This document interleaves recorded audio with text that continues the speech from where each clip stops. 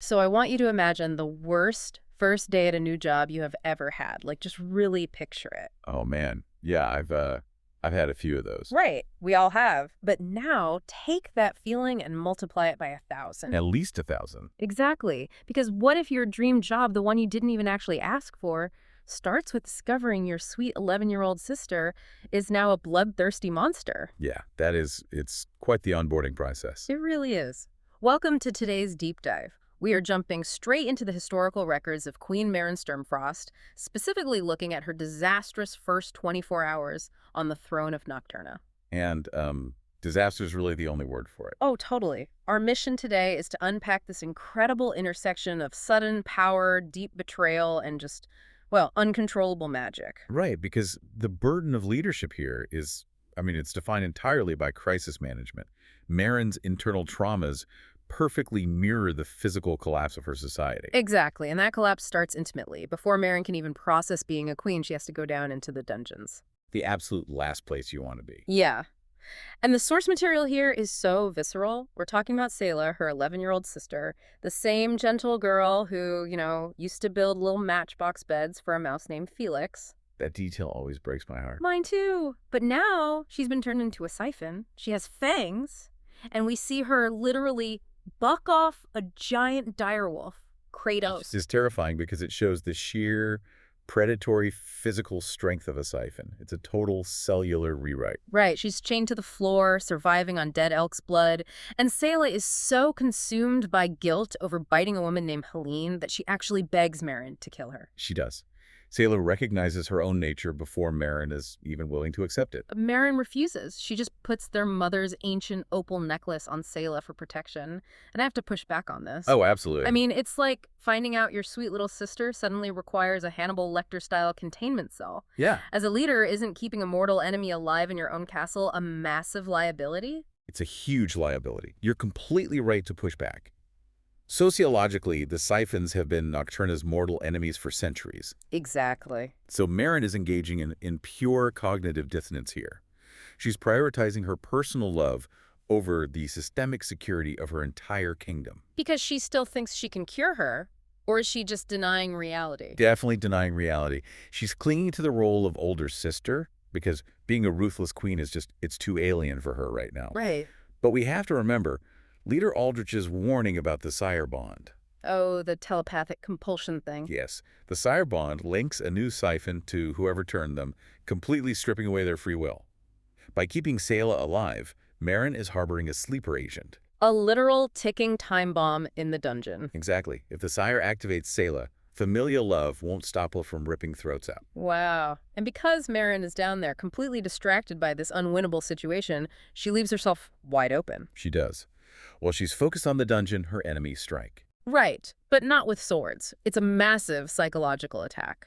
Let's talk about Killian. Her toxic ex-fiancé. Yeah, the worst ex ever. We find out he's a siphon and a vessel for his ancestor, Alistair Brightbane, and he uses this corrupted blood magic tied to a ruby engagement bracelet that is, still clamped to Meryn's wrist. It's literally burning into her flesh. He uses it as a physical router. Which is such a wild concept. He telepathically broadcasts a message to every bonded rider in Nocturna through her wrist. He weaponizes the magical infrastructure against her. Right, and he doesn't just yell at them. He shares these twisted, out-of-context memories of Meryn violently killing King Cyril and a memory of her holding a blade to Killian's throat.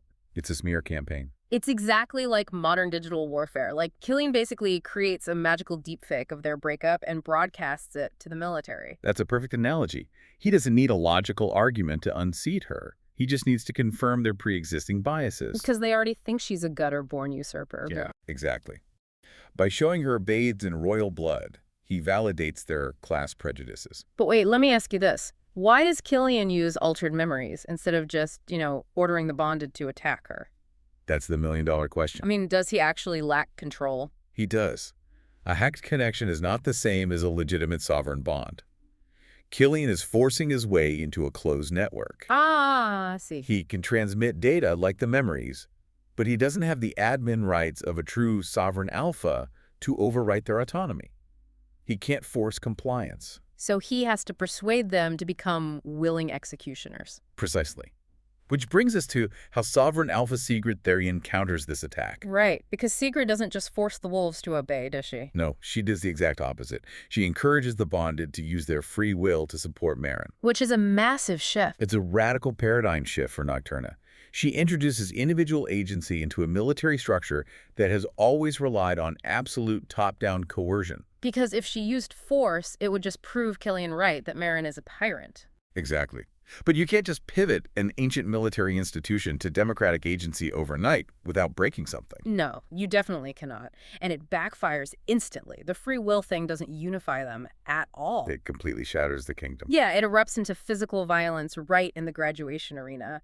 A rebel bonded named Jonah incites a riot, literally shouting, "Death to the usurper!" And suddenly allies are tearing into each other. The direwolf riders are just spilling blood in the sand. It's chaos. So Meryn, desperate to stop it without killing anyone, runs for the ultimate symbol of authority, the ancient dire blade. The wolf pommel sword used by kings to compel absolute obedience. Right, she drives it into the dirt and mentally screams for the wolves to stop. But the corrupted magic from Killian's ruby bracelet flows into the sword, and the blade just shatters. Into 1,000 glittering silver pieces. Which is such an insane image. Okay, let's unpack this. It's like a newly appointed CEO trying to use the company's master override code only to find the ousted CEO corrupted the mainframe. That is exactly what happens. But wait, I have to push back here. Isn't the blade shattering actually a good thing? How do you mean? Well, Meryn literally just thought about wanting her people to have free will. The sword is a tool of coercion. Destroying it should be a victory, shouldn't it? Philosophically, yes, absolutely. The shattering of the dire blade signifies that the old, coercive ways of ruling Nocturna are permanently dead. Right. Even Kratos, the alpha wolf, notes that wolves disobeying an alpha is entirely unprecedented. The system of control is broken. Okay, so it is a good thing. Well, philosophically, yes, but pragmatically, in the middle of a riot, it's a disaster. Meryn cannot philosophize a riot into submission. Oh, true. With the blade gone, she is utterly defenseless in a brutal melee. She can't rely on the tools of her predecessors. Which forces her into an even darker corner. She has to rely on her raw, untested lineage magic. Because Alpha Stark manages to retrieve her stolen crown. Right. He throws her the Sturmfrost crown, and the moment she puts it on, this raw shadow magic just awakens. And her intent is purely defensive, remember? Yeah, she just wants to stop the charging rebels. But the shadows they react to, her buried fury instead. They act on their own volition. The sentience of lineage magic is terrifying. Yeah. It amplifies her repressed rage. And it becomes lethal. The shadows wrap around the necks of a dozen riders and their wolves, including, the text points out a woman with a strawberry blonde braid. A very specific, tragic detail. Yeah, and it just violently snaps their necks, an accidental massacre. And this really challenges the classic hero's journey trope for me. Oh, completely subverts it. Usually, this is the moment the hero gets their power and cleanly saves the day. Here, she gets her power and accidentally commits mass murder. Does she actually deserve this throne if she is exactly the uncontrollable evil Killian warned everyone about? Well, that's the psychological trap, right? Killian wants her to believe she's a monster. But we have to look at how Meryn processes this trauma. Because she's horrified. Exactly. Anassa, her dire wolf, gave her profound advice earlier. Complacency is how evil wins.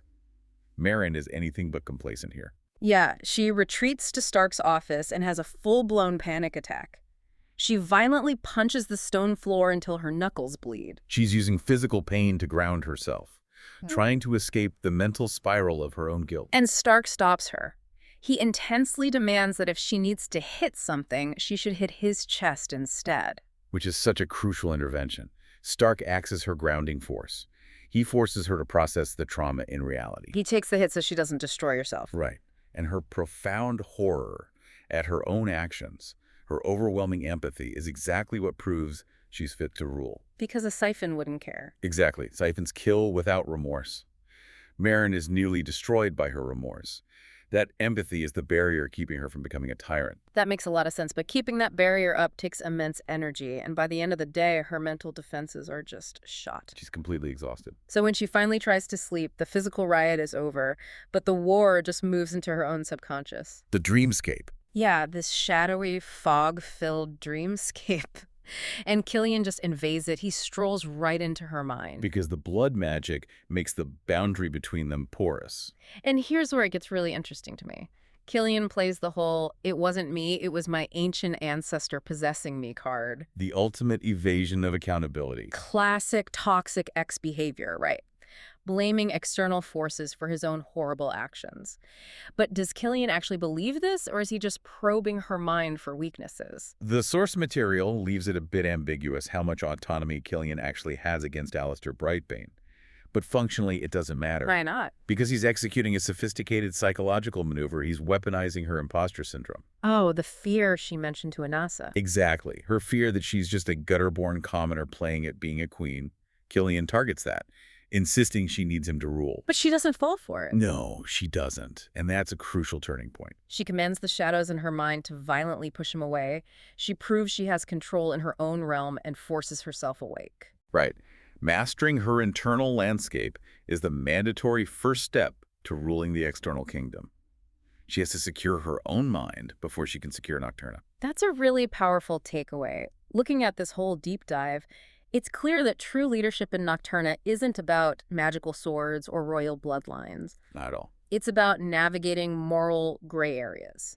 It's about facing the horrifying consequences of your own power and keeping your empathy when the whole world demands you become a monster. And we all face moments where our responsibilities outpace our readiness.